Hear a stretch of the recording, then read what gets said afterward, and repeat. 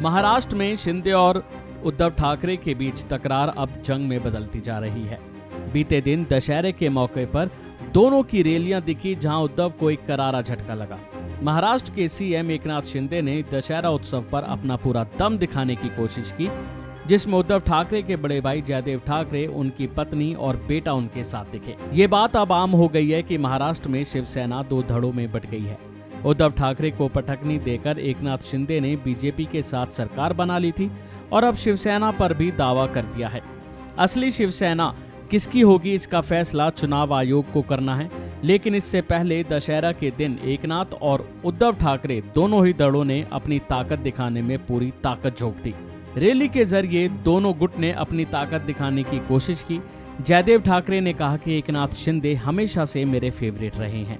अब वह महाराष्ट्र के सीएम हैं और अब उनको सम्मान के साथ एकनाथ राव कहना पड़ रहा है।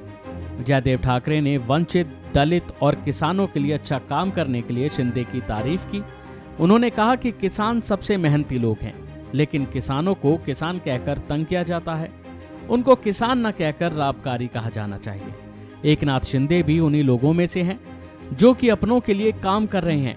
उन्होंने ये भी कहा कि वह बिना किसी शर्त के एकनाथ शिंदे का समर्थन करते हैं। तो वहीं उद्धव ठाकरे ने सीएम एकनाथ शिंदे पर एक के बाद एक कई निशाने साधे।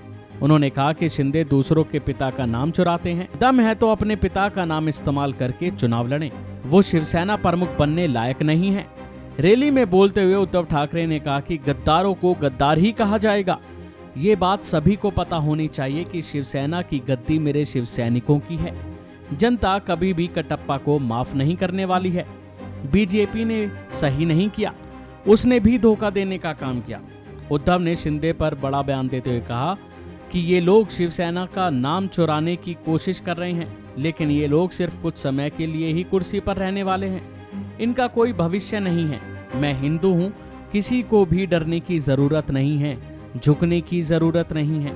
उन्होंने कहा कि मेरा नाम सिर्फ उद्धव ठाकरे नहीं, बल्कि मैं उद्धव बाला साहेब ठाकरे हूँ।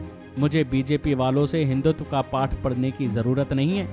बीजेपी वाले तो इस समय शिवसेना की गद्दी चुराने की कोशिश में लगे हैं। वो जो भी कर रहे हैं ठीक नहीं है। अभी के लिए सिर्फ इतना ही। खबरों में बने रहने के लिए देखते रहिए वन इंडिया हिंदी।